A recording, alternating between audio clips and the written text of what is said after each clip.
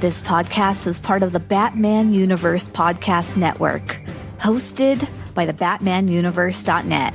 Check out everything related to Batman and the entire Bat family at the BatmanUniverse.net, including news and original content related to comics, movies, television, merchandise, video games, and more. Also, check out some of the other unique podcasts that TBU has to offer. Consider supporting this podcast by becoming a patron on Patreon. Even $1 can go a long way in supporting this content that you enjoy. Look for a link over at the BatmanUniverse.net to offer your support now. And now, on with the show. In 2008, a podcast was created with one goal: to bring Bat fans around the world news related to movies, comics, video games, television, merchandise, and so much more. And now, the Batman Universe Podcast has returned.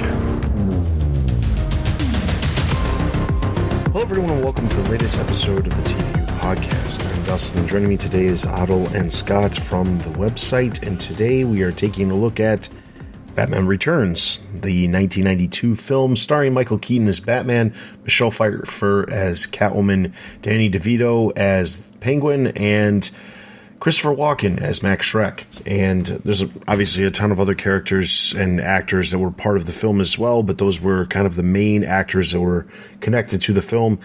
If you may be wondering to yourself, Batman Returns, why now? Well, some of you have probably already put it together just by seeing the cover art alone, which is Batman Returns, in some ways, is more of a holiday movie than you could say Die Hard is. I don't know that a lot of people are saying that, but there is that argument that Die Hard is a Christmas movie, and that I believe some Bat fans out there would say that Batman Returns is a Christmas film too. Mostly because of the time it takes place in, or during the time of the year it takes place in. There's obviously references to Christmas trees and holiday ornaments and the materialism that goes into buying stuff for the holidays with Max Schreck and his entire company that exists in the version of this. But there's also a whole lot of snow. So we were trying to find something to put together for the holiday season, and this just seemed to be the best option at the immediate point. There's obviously other things, and in the future we will talk about some of those. Specifically, some of the animated series have had episodes that are holiday themed, and there's a lot of other things. But this was the thing that immediately popped out at a bunch of us, so that is what we are going to talk about. So, if you are listening to this podcast, chances are you've seen this film. If you haven't, I strongly suggest that you go check it out. It is unique in its own way. I think a lot of people enjoy certain aspects of it, and I think there are some people who have certain aspects that they have an issue with. At the time when the film came out, it received pretty good critical praise, and it did fairly well at the box office as well. Not as good as Batman 1989, but it did do very well for the time period. It had about an $80 million budget. It made well over $200 million worldwide, so it did well, and at the time, that was good numbers for a film. Not something you could say did well right now, considering we just saw Spider-Man releasing, and Spider-Man, I think, made $240 million in one weekend right now. But obviously inflation and all of that adjusts things. So the film itself has a very unique take on Penguin, has a unique take on Catwoman, but I think it's one that's more widely accepted. The version of Penguin is probably not as accepted as the Catwoman version, and obviously we have Michael Keaton returning as Batman. So there's a lot of really good things to talk about. The first thing I want to bring up between us as a discussion is, what were some of the holiday things that popped up in the film that maybe on a rewatch you kind of forgot about? I guess, Yeah, go ahead, Scott. Okay, I guess I would say, I never really, obviously you have, like, the tree and the theming around Christmas and, like, Alfred shopping for presents at one point, and, like, there's all those very, like, overt in your face, things going on, but I guess the family theme is something that I never really actively pay attention to, but I guess you could tether that to Christmas because that's kind of what people think of when they think of Christmas, is spending time with their families. And, here in Batman Returns, you have a movie where, Bruce Wayne is alone and he really doesn't have, other than Alfred, he doesn't have anyone to share Christmas with. And Selina Kyle's kind of in a similar boat. And, on the opposite end of the spectrum, you have Penguin, who, the way they changed his origin, it's very much, it's similar, but also like opposite of like Bruce Wayne's, to where, he was abandoned by his family, whereas Bruce's parents were killed. And so he grew up kind of on an opposite path, but there's kind of like a parallel there. And so just kind of, the thing that's like tethering your three, well, actually, if you want to count Max Schreck too, 4 main characters, is there's this family dynamic, because Schreck, his motivation, or so he says, is, when he wants to push this nuclear power plant and build this empire, is it's what he leaves behind for Chip, who's his son. So that's, something that I think flies under the radar.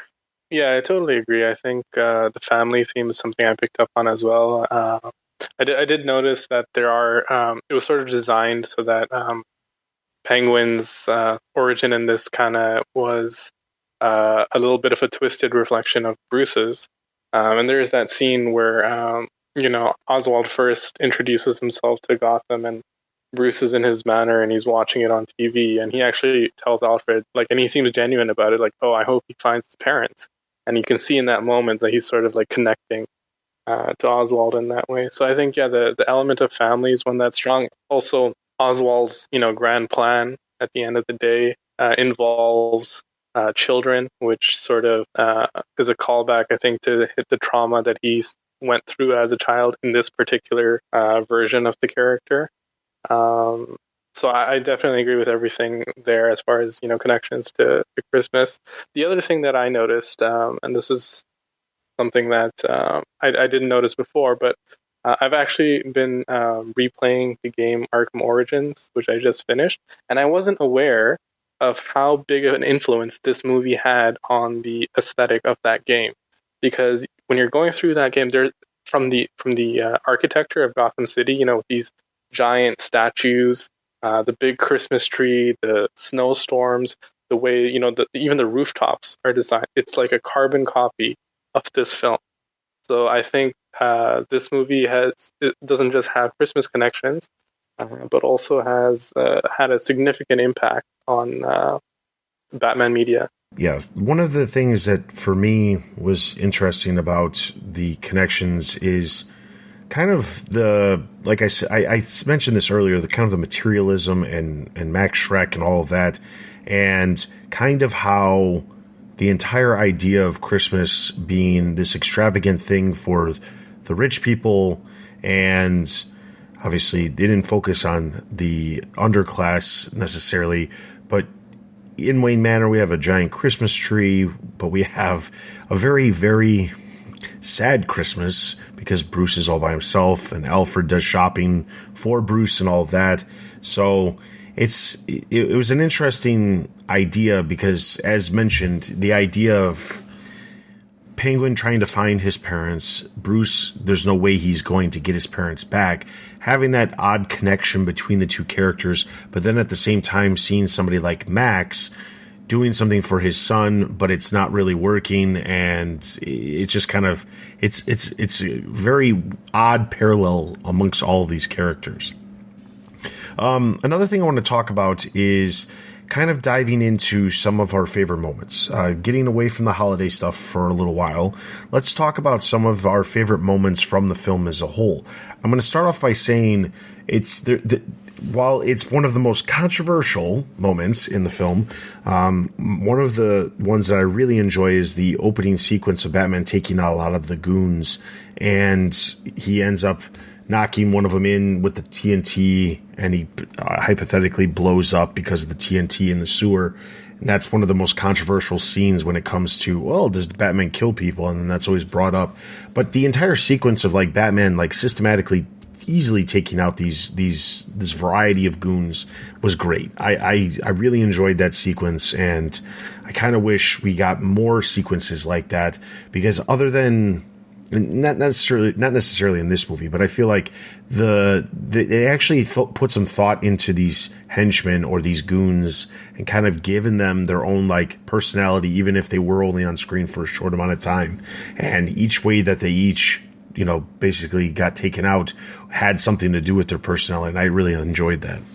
Yeah, the organ grinder character always stands out to me as kind of being especially like fun and cool, and like I love all the fight scenes in here. And I think on that note, talking about the fight scenes, the music, I feel like when I think of like scores and musical compositions for Batman Returns is probably my favorite. I feel like they built upon like the theme that they put in the 1989 Batman, and this one has more of that darker, Danny Elfman, Tim Burton team up edge to it. It's almost like darkly magical in a way.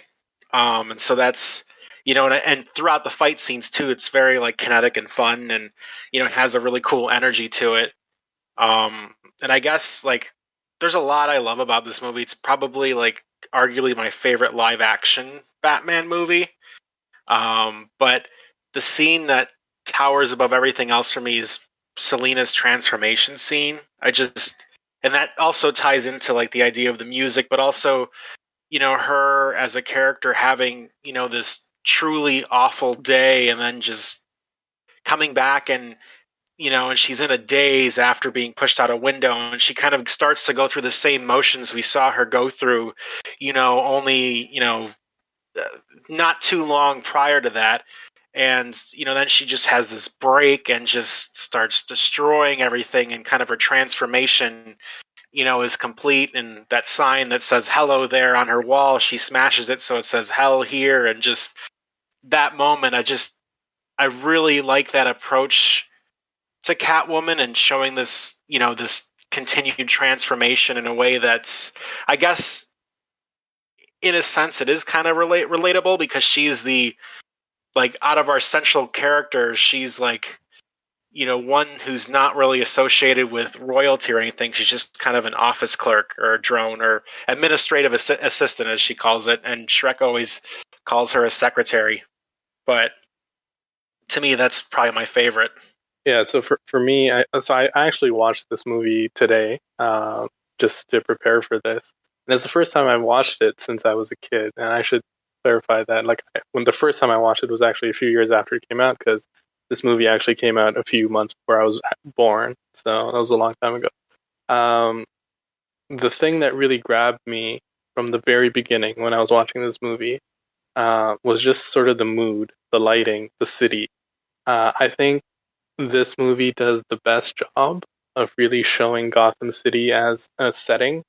And obviously, I'm going to compare it to the Nolan films, because that was really my Batman, quote unquote. And I think so. Christopher Nolan, his movies are my favorite, and they're very they're sort of steeped in realism. But the cities that he shows are they're kind of like indistinguishable from the real city. Like, so in The Dark Knight, he uses Chicago, and I've been to Chicago many times, and I can tell exactly where they are in Chicago. Whereas in this movie, in Batman Returns, it feels like Gotham City, right? Like, while still being realistic, it's still Gotham City. As Scott mentioned, the score is fantastic. The performances, from all the actors. I think the script, as someone in our Discord, remarked earlier, that this movie is a product of its time, and I do agree with that assessment, because it's a little campy and the script's a little clunky in places, but the performances of the actors are all fantastic. And the thing that I thought of, with Catwoman's transformation was, that clip that goes around where Christopher Reeve in the Superman movies, where he sort of, like, Lois, like, outs his identity to when they're having a conversation, and like he kind of like transforms from Clark Kent to Superman in that moment, just with his posture and stuff. That was sort of what I thought of when I saw Michelle Pfeiffer going from like this, secretary with glasses, and then becoming Catwoman. Is like almost she's becoming a different person with that. Danny DeVito, I thought, was great. Max Schreck kind of playing this stereotypical businessman. The movie, I think, as a whole, was kind of ahead of its time in a lot of the themes. Specifically with like class struggle, workplace incidents, etc. Obviously, I don't think it kind of pushed that far enough, but again, at that time, it was probably um, ahead of its time in doing that. So yeah, definitely, all those things I think are really great points. Absolutely. And I will say one of my other favorite moments, which was already touched on, was the Catwoman transformation moment. I think Michelle Pfeiffer did an amazing job. I really enjoyed the Catwoman of this film. Out of all the interpretations of Catwoman when it comes to live action, I really enjoyed this one.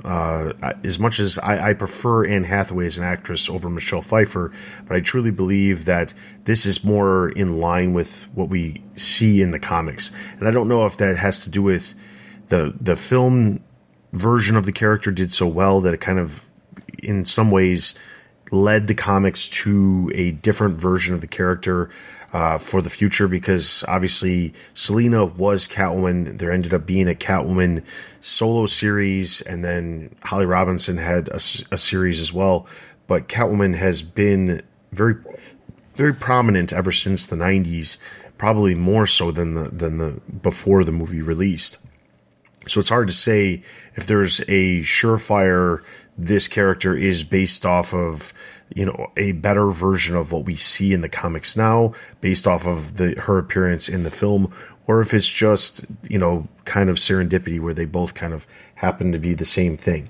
That said, however, I want to talk about some of the stuff we didn't like. And one of the things I wasn't a huge fan of was the entire interpretation of Penguin.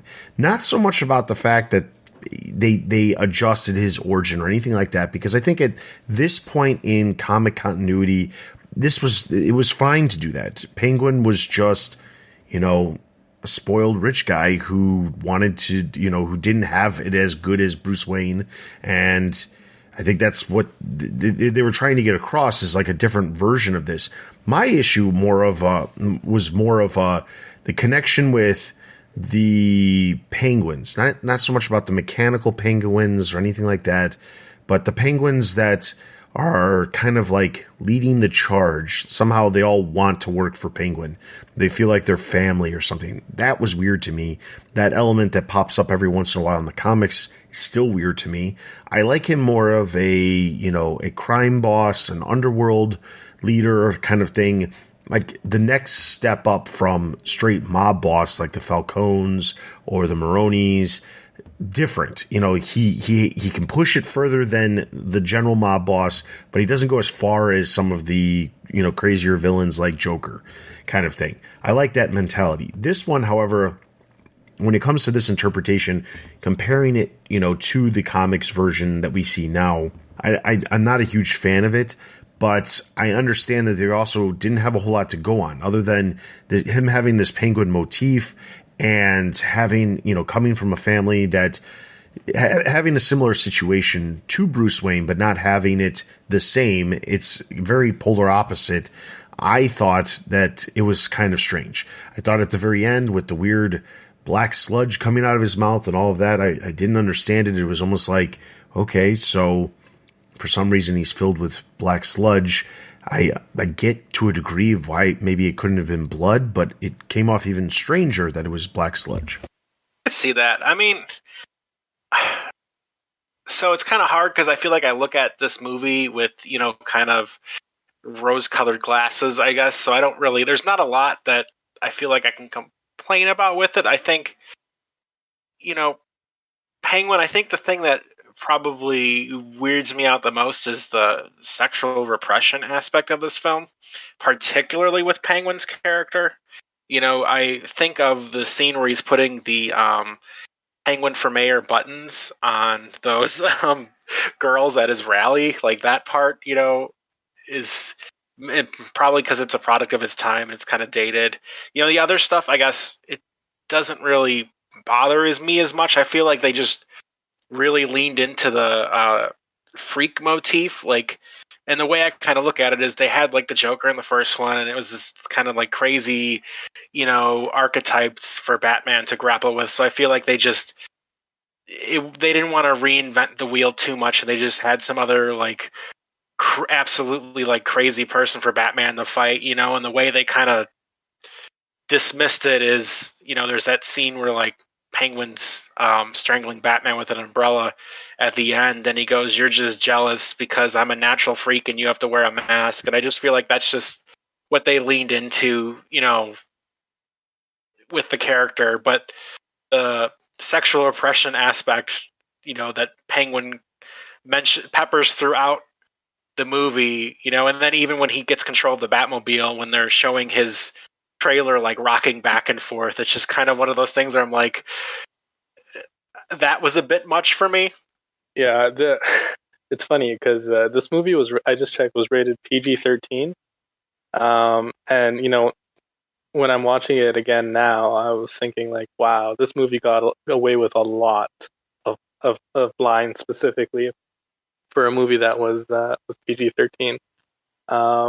I agree with Dustin's point about Penguin kind of being the weakest point of the movie, even though I did find uh, Danny DeVito's performance to be a good one based on what they were trying to do with the character.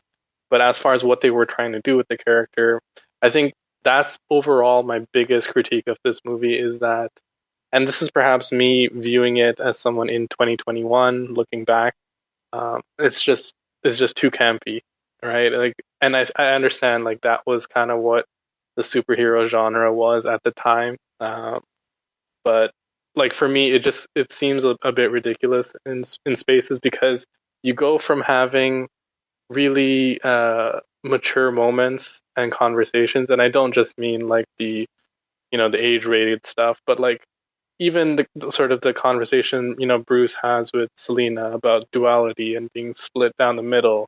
Those are I would say adult conversations, and then you go from that to like these penguins that are shooting rockets, and I think that's the biggest weakness of this movie looking back. Even the fight scenes, right? Like for me, I'm looking at the fight scenes now and I'm thinking these villains are doing like interpretive dances before they engage Batman in a fight in some cases. So, I mean, I think that's my biggest criticism of the movie. That guy with the bomb, though. Yes, that guy with the bomb. Honestly, it's one of the things that I think this movie is. I mean, outside of the villains being portrayed the way they are, I think that guy with the bomb is one of the things that gets brought up more than anything else. One thing that I kind of want to talk about to get your guys' take on it is nowadays when you see a comic book movie and you see a different interpretation of a character or a character that's created specifically for the film, sometimes, not always, but sometimes the fans have this tendency to not appreciate that, especially when there's a character that could obviously easily fit that bill of that version of the character that they're trying to portray, but instead they create a original character. I don't know that fans were as adamant about that back in the 90s because this was before, or at least as vocal about it. But I will say that I can see that it would have a problem. One of the things with the Joker in 1989 film is that the whole idea of Jack Napier and the creation of an origin for the Joker, I think people nowadays would have a problem with something like that, but back then I don't know that it was as big of a deal. What did you think of like a character like Max Schreck being introduced just for the sake of the film? I mean, so that's like totally a Tim Burton character. I mean, because it's named after the actor who played Nosferatu, in the original silent film. So it's like Tim Burton, like having a little fun. But, I did really, like the character of Max Schreck as kind of like this bridge figure that kind of basically brings the three of them together. I mean, he creates Catwoman and then he finds, well, he is captured by Penguin and then brings Penguin out into the city and, runs his campaign. So, I thought I read rumors once that he was originally supposed to be another character and they named him Max Schreck, or maybe I'm I'm mixing it up. Maybe that was the animated series where they wanted to bring Max Shrek on, but they ended up not doing that because I know Bruce Timm was a big fan of this movie. But I like him, but I also don't think there's like much there for Shrek to really, be much of a character. Like his motivation is, he wants to build this power plant, and he's basically, scheming to get around, the government to build this power plant, and that's his core character. He doesn't really do much outside of that. He just kind of goes to extreme measures to achieve this one goal. But I mean, I like the design, and it's Christopher Walken, so he does a really good job at being Christopher Walken. Yeah, I think you know, I think the character, if you're inventing a new character, I think it has to fit with the movie, and also I think it has to be a situation where comic fans wouldn't say, "Oh, there is an established character who could have done this exact same thing," um, and I think the reverse of that is true as well, where you don't want to use an established character and then change it to fit what you want to do. I think we've seen that go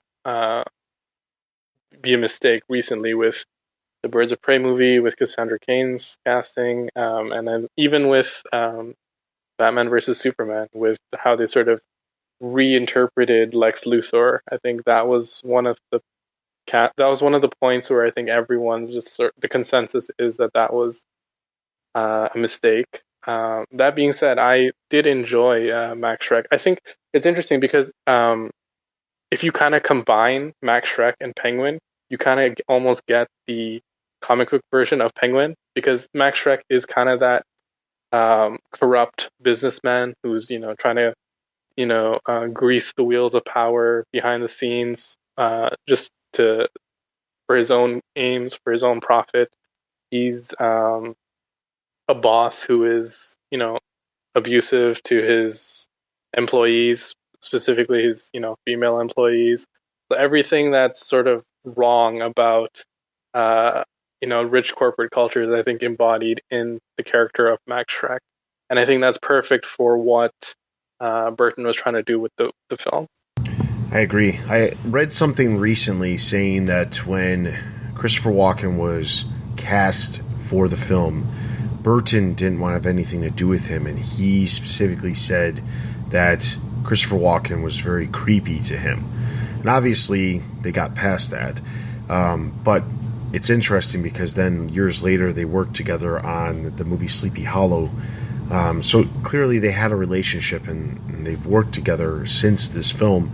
But they brought the whole idea of bringing this character or this actor on board the project was to have him kind of portray this creepy side of, I guess, commercialism in a way. And it's kind of an interesting way. I don't think that there's any character that I would have immediately said, yes, this character fits the bill for this role in this film. I don't think that's possible. I don't think it would have been possible back then. I think there's characters that could be put into that spot in today's version of, if something like this was made today, I think there's characters that could fit that bill. But I don't think that's the case back then. What I know, Otto, you mentioned that you saw this when you were younger.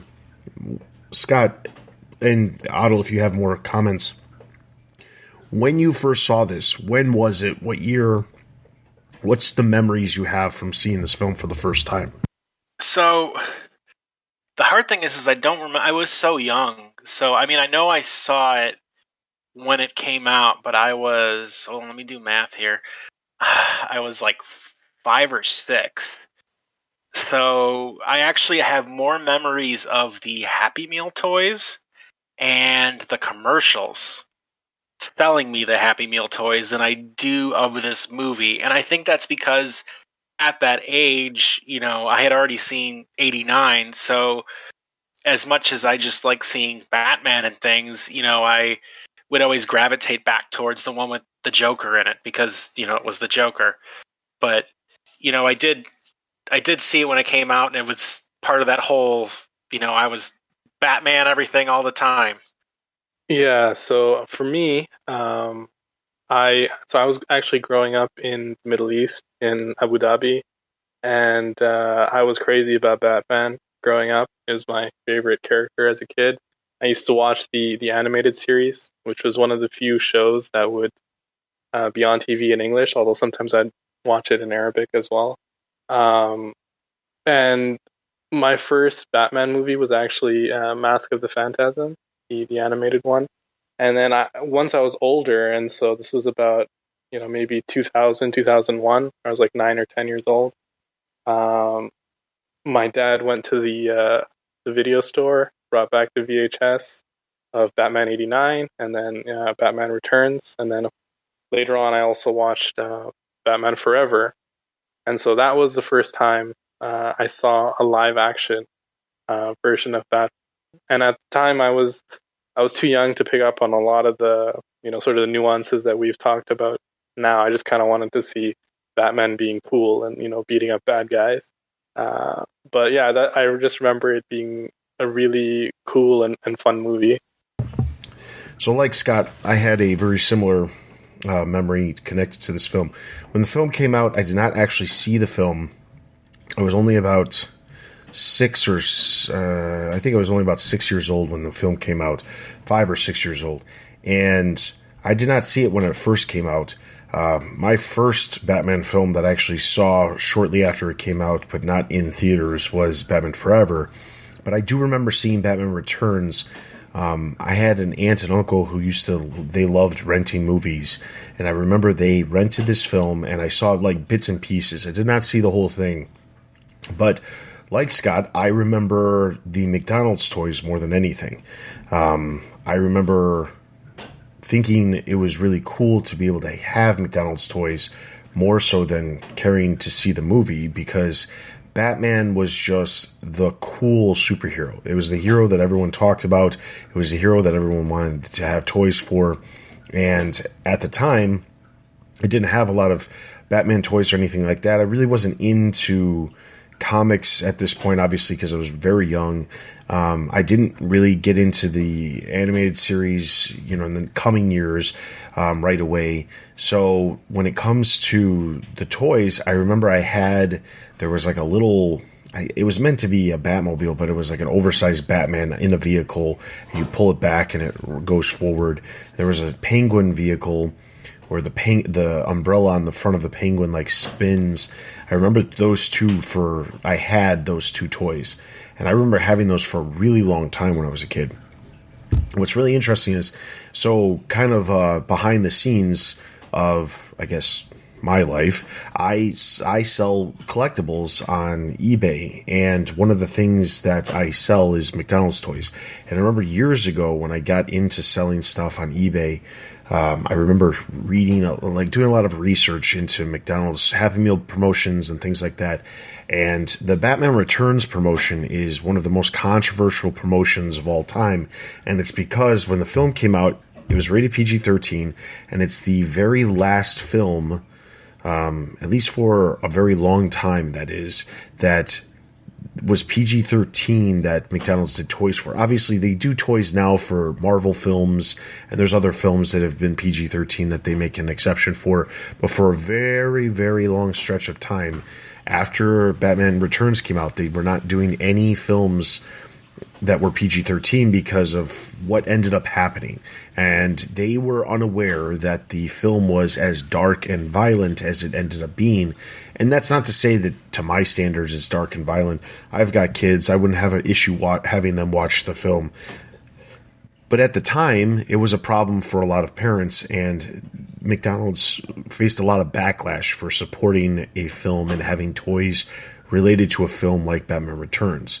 We've talked about some of the things that are in the film. The darkness is what I would focus more heavily on so than the violence. The violence is in all the films. You're always going to see, good guys beating up bad guys in a lot of films. It doesn't matter what it is, but the reality of it was very dark, and there was a lot of other small innuendos that probably were those aren't as focused on, but those also probably rubbed a lot of parents the wrong way. In the 90s, making parents mad about a film was kind of the thing you didn't want to have happen.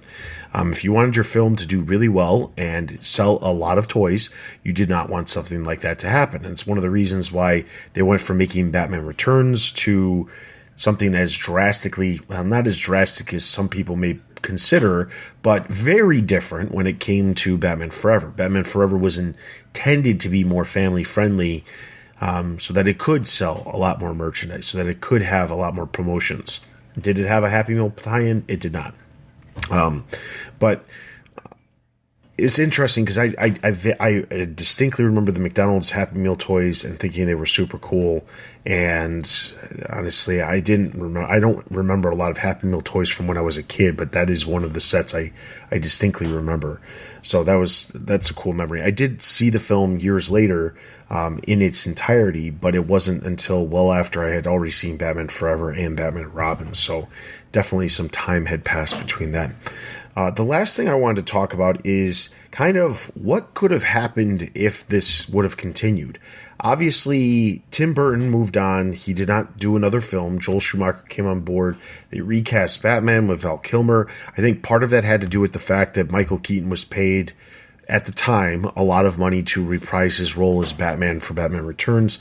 It's said that he was paid $11 million, and some of this information that I've read, kind of preparing for learning a little bit more of the behind-the-scenes information about the film, that was a lot of money at the time, and Warner Brothers wasn't exactly comfortable with him making as much money as they did. The film ultimately had an $80 million budget, so an eighth of that budget was going to him making $11 million, which is a lot of money.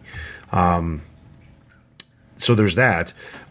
So they went in a completely different direction. The one thing I did not know that I learned was that at the end of the film, obviously they hint at Catwoman still being alive, she being out there, and it was intended for Burton to actually come back and do a spin-off Catwoman film with Michelle Pfeiffer attached to it. But unfortunately, it was due to a variety of different reasons.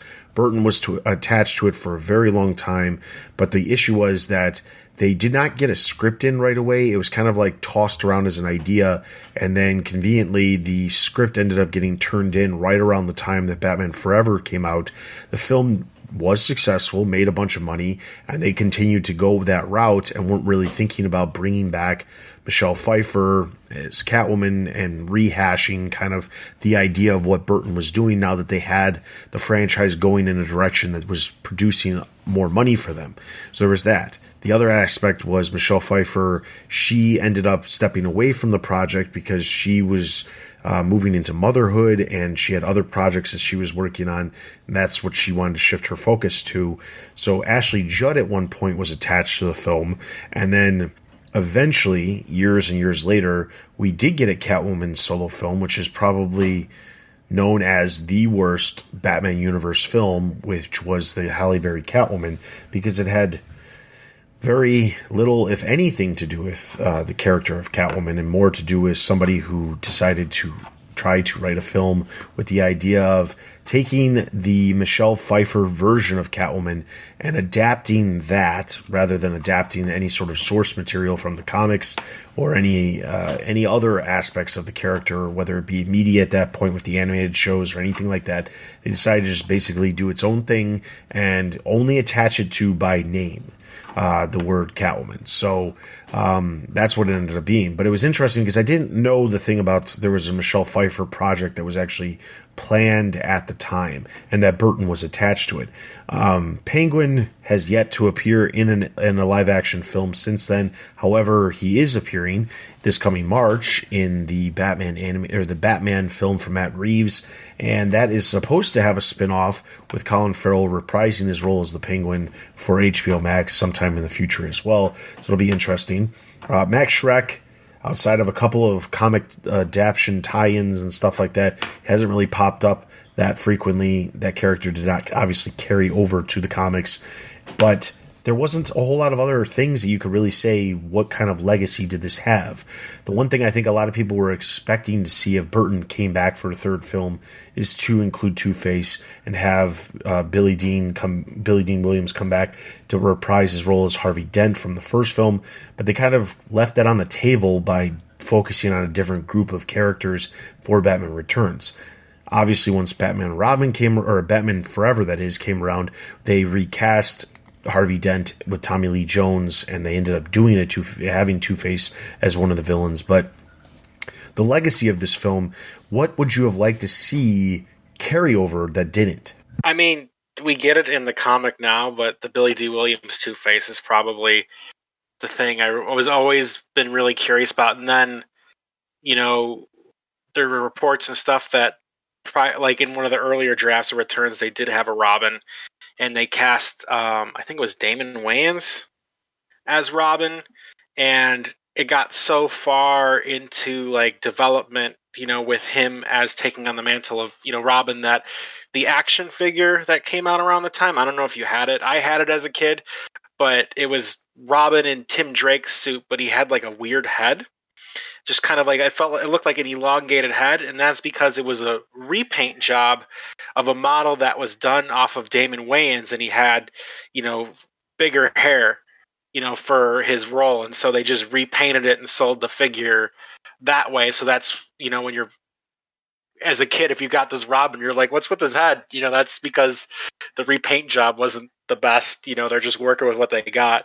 But those two things, but we kind of get them now in comic book form, so I guess I'm happy with that. And we did get to hear Billy D. Williams do a little bit of a Two-Face voice, though not too much in the Lego Batman movie. Yeah, for me, just a quick question, just to confirm something. So apparently Batman Forever, even though they recasted Batman to Val Kilmer, is technically in the same continuity as 89 and Returns, correct? It's assumed so. I don't know that anybody at the time was immediately trying to patch together a coherent continuity between the films. Obviously, there's certain characters like Alfred and James Gordon who carried over from the Burton films to the Schumacher films, and that didn't change. But I don't know that explicitly it was ever said in Batman Forever that this was the same Harvey Dent that we saw, 2 movies ago. They did. Yeah.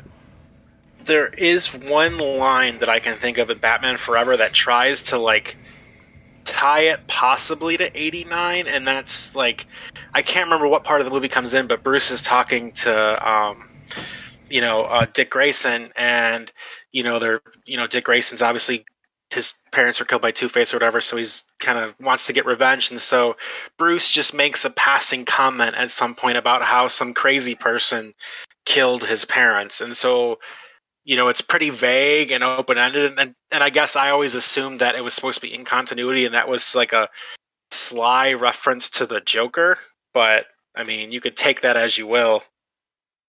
Yeah, it's good because, okay, so like even if the connections are pretty loose, there is still some sense, I mean, even in how they describe it now, in that this is, a sequel to Return. So as far as what I would have wanted to see that didn't happen in real life, I would have wanted to see Catwoman in Batman Forever, because instead of maybe the Chase Meridian character, just because I think that would have been more interesting. Now, the flip side of that is because they had recasted Keaton to Val Kilmer, I don't know for sure if they would have had the same chemistry, like with Kilmer and Michelle Pfeiffer, that she had with Michael Keaton. So that might have been a little different, but I think it would have been a really interesting dynamic to sort of have her in that movie, and at times helping Batman, at times maybe, helping Riddler and Two-Face, depending on what was more beneficial for her, but obviously ultimately, siding with him. So I think that would have been an interesting dynamic. Yeah, it's interesting because now in today's world we can get some sort of continuity or continuation of continuity when it comes to these projects.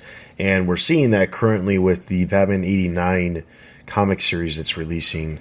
And it's kind of picking up story elements from obviously Batman 1989, but in some ways elements that could have been seen in Batman Returns or after Batman Returns if Burton did come back to direct another film. Overall, just as a final kind of thought on Batman Returns, looking back as an adult, I enjoy this film for what it is. I think it took some risks that you didn't necessarily see with a lot of films for a while. That's not to say that I appreciate all the risks because I don't, but I can appreciate the fact that they were willing to allow Burton to do some of the things that he did. And he clearly did not burn the bridge with Warner Brothers because he came back and made multiple movies with Warner Brothers since. At one point, he was attached to a Superman film in the late 90s, early 2000s with Warner Brothers. So it's not as if he didn't... He did what he wanted to, which was good for him.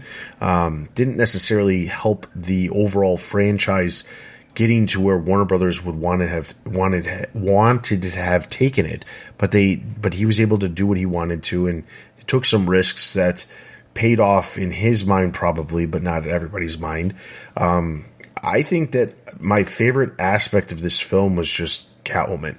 I think that they did a great job with adapting Catwoman from the character that she was presently in the comics at that time, and I think that it kind of made the character a very different version of the character to what we would have seen if Michelle Pfeiffer didn't play the character the way the way she was, and the way that the character was written. I think it was really, really good, and I think it was great for the legacy of the Catwoman character. I can't say the same about Penguin, obviously, but I appreciate the fact that, like I said, there were some risks taken with Penguin because they could. Penguin was not, like, he was always known as obviously one of the top 4 villains for Batman, but he wasn't the villain that had a lot of depth to him, in my opinion.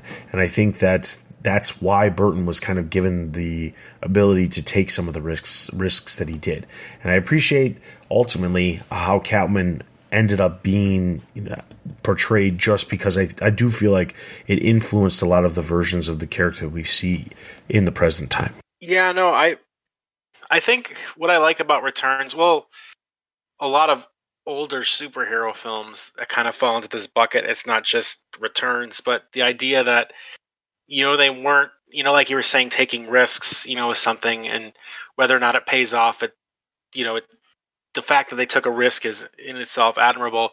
The idea that, a lot of these films were used as a vehicle to talk about a certain topic or a subject or explore an idea more so than try to recreate a continuity or a canon. And that's something I appreciate in Returns and a lot of like-minded superhero films where it's like, well, we really want to talk about, this aspect of, kind of loneliness and corporate greed and commercialism around Christmas, and, explore the darkness that's kind of the underlying most, Christmas stories, and just really kind of get in there. And if we have to change some things around from the comics to get at it, then so be it. And so that's, it's honestly something I don't feel like we see too much of anymore in the superhero genre. I feel like the last time I saw something on screen that kind of, leaned towards, well, the story is really about X and everything else needs to revolve around that, was maybe the first Iron Man. Yeah, I agree, and I think it's interesting because Batman Returns kind of has the serious elements to it, and then it also has the campy elements to it. And then what I think we see with the subsequent movies is that for whatever reason, the movies start to lean more into the campy side of things until we get to the George Clooney Batman. And I think based on how people reacted to those movies, that was obviously the wrong decision. That was the wrong direction to take the character. And it's only until we get to Batman Begins do we sort of see that that pendulum swing the other way back to, taking these ideas seriously, which, you could argue that Batman 89 and Batman Returns were really the movies that started that and took that leap. And we're the first to say that, you can actually tell serious, mature stories with these characters. It doesn't have to be campy stuff that's just for kids. And a lot of a lot of Scott's other points about taking these movies seriously is kind of, I don't want to go too far down the show. It's kind of the criticism I have of a lot of the Marvel films. Those are, don't get me wrong, they're very enjoyable. I'm not here to start a Marvel versus DC thing because we could be here forever, and I don't think that's productive anyways. But the Marvel films, for all their success, I think most of them are just popcorn entertainment, right? Like you go in, you see a cool movie, but it's not really something that will get you to think on the same level that the Nolan films did, on the same level that I expect Matt Reeves' film, the upcoming film, to get people to think.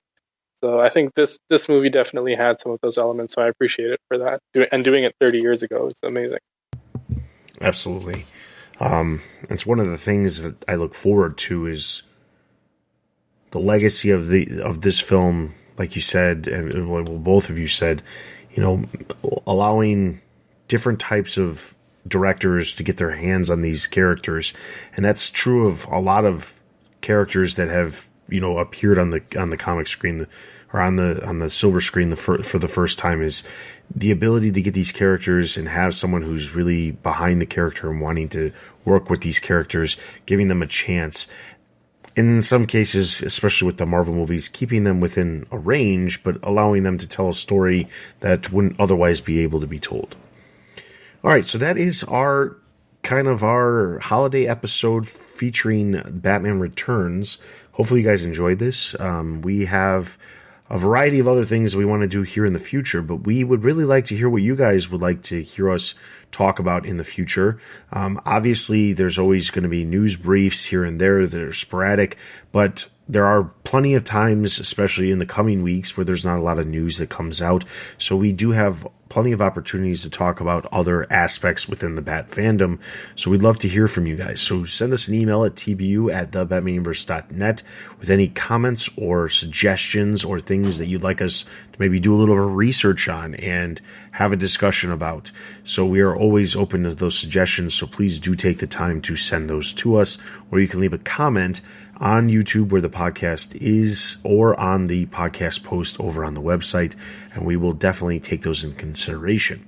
Outside of that, be sure to join our Discord to chat with all of us and other Bat fans from around the world. You can head over to our website, thebatmanuniverse.net, for all kinds of news and content related to movies, TV, merchandise, video games, comics, and everything else related to the Bat fandom. You can follow us on Facebook, Twitter, Instagram, obviously YouTube. We also have a Facebook group. Those are places, all of our social links can be found over on our website, thebatmanuniverse.net, as well as places for you to support us for information, or if you'd like to join us. If you are looking to share your Bat fandom with other Bat fans, get in touch with us by looking for the Join TBU link on our website, as we have all kinds of positions always open for you guys to join up with the rest of the TBU staff. With all of that being said, thank you so much for listening to this episode of the TBU podcast. As I mentioned in the previous episode, we will be taking the next 2 weeks off, and we will be returning in January with a brand new episode, and we hope that you guys come along for the ride in 2022. So for Adele, Scott, and myself, this has been the TBU podcast. We'll see you guys next time.